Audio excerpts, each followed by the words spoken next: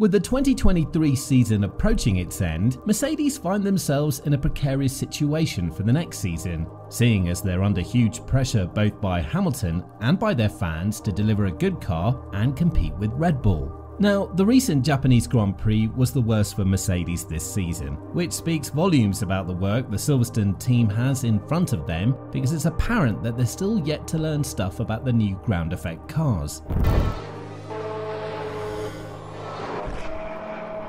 In 2023, the German manufacturer faced considerable challenges, as their W14 model didn't exhibit the expected progress, and even after a design shift following the Monaco Grand Prix, it still couldn't measure up to the championship-winning Red Bulls. The team has stated that they plan to overhaul the entire concept in 2024, aiming to achieve a significant leap forward and rejoin the title challenge. While it wouldn't be entirely fair to say that Mercedes has been completely dumbfounded by the ground effect regulations implemented at the end of 2022, there is substantial evidence indicating that they haven't entirely understood the full details required to maximize the potential of such cars. And while Mercedes did enjoy a period of dominance prior to these new regulations, one would not be wrong to be skeptical about the team's depth of understanding needed to produce a car with the required speed to compete for the championship.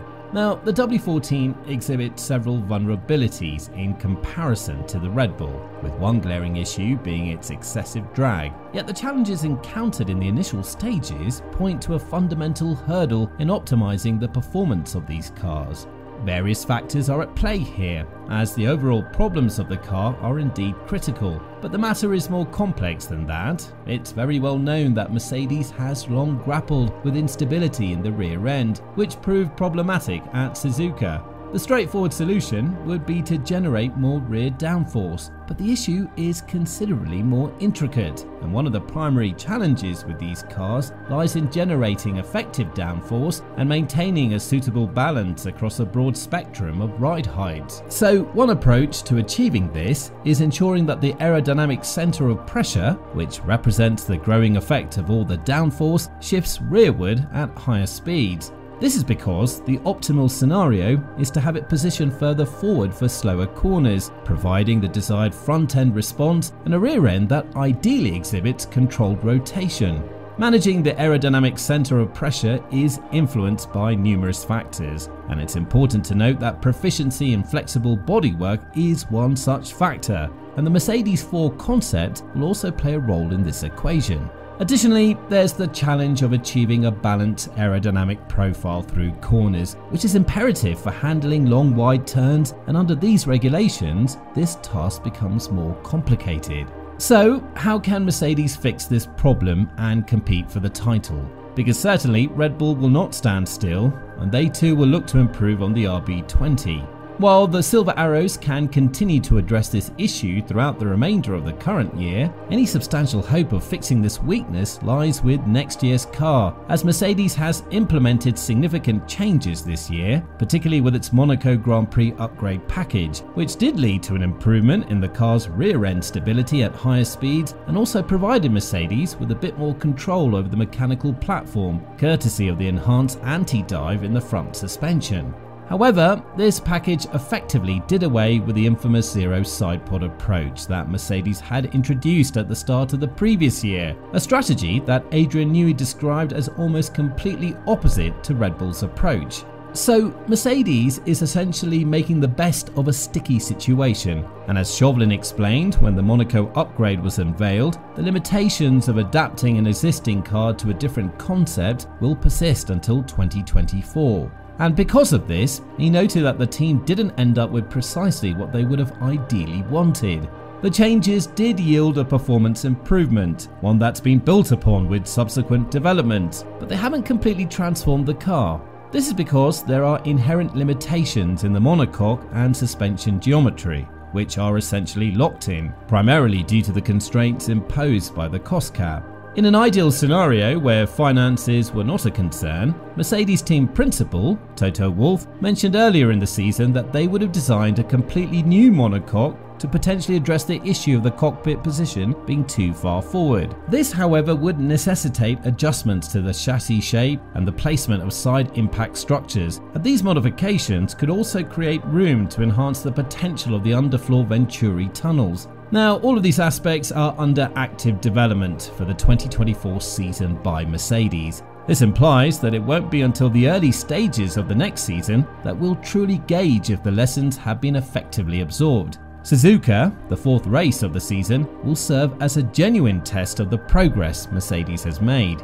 After expressing his concerns at the Japanese Grand Prix, Lewis Hamilton took a proactive step by meeting with Mercedes designers to underline the requirement for changes to their 2024 F1 car. And this visit to the Brackley factory aligns with his dedication to ensuring that crucial adjustments are properly implemented. The seven-time world champion has been vocal about his desire to see design changes, shedding light on this during the Japanese Grand Prix. I'm hopeful they do the job, but that's going to take real changes real quick. His commitment was further underscored by his pledge to personally visit the wind tunnel at the Mercedes factory, ensuring that his call for transformation was taken seriously. Mercedes subsequently released photos of Hamilton during his factory visit, showing an actively engaged and involved Hamilton. The bad Japanese Grand Prix, according to Hamilton, highlighted fundamental flaws in Mercedes' current car concept, and his concerns extend beyond the present circumstances. They also encompass the future, as he emphasized the critical need for Mercedes to embark on the greatest 6 months of development that we've ever had.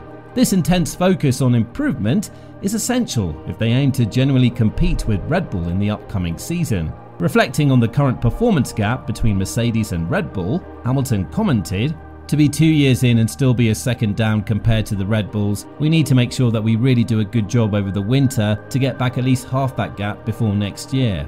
Then there is another seemingly not that big of an issue in Mercedes that has the potential to grow, and that's the rivalry between Hamilton and Russell. Lewis acknowledged that there are moments when he feels reluctant to step into the car. However, the competitive dynamics with his Mercedes teammate, George Russell, serves as a powerful motivator. The partnership between Hamilton and Russell is now in its second season, with Russell joining at the onset of F1 2022 to take over from Valtteri Bottas as Hamilton's teammate. And while their collaboration has yet to ignite any significant conflicts, the competitive atmosphere is gradually intensifying. Hamilton and Russell went to battle on several occasions at the most recent outing in Japan, their tussles at one point reaching the borderline stage as they left the track at the second of the Degner corners. I have to admit, having Russell as a teammate might be a blessing in disguise for Hamilton. After several years of having relatively little competition from either his teammate or any of the other teams, he now has an opportunity to once again hone his skills against a tough teammate while he waits for a car that would be capable of helping him get his 8th championship. In racing, we witness many relationships turn sour. Once cracks appear, it's rare to see them mend well, and in this situation, I think it might need to be managed carefully rather than expecting a complete fix. We'll have to observe how well their car performs next year and how suited it is to each driver. And if it favours Lewis, they might not face as many issues since he'll likely be in the lead most of the time.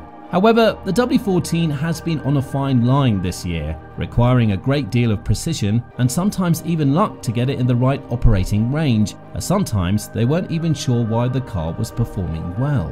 Mercedes has the capability to manage this situation, but it requires cooperation from both drivers. Ultimately, Toto can request cooperation, but it's up to them to follow through. But I think that with the right management and environment, Mercedes has the potential to challenge Red Bull because it all comes down to control and teamwork. And while it's not all doom and gloom, it'll take a concentrated effort to turn things around. So, after hearing all this, what are your thoughts? Can Mercedes bounce back in 2024? Let us know your thoughts in the comments, and we'll see you in the next video.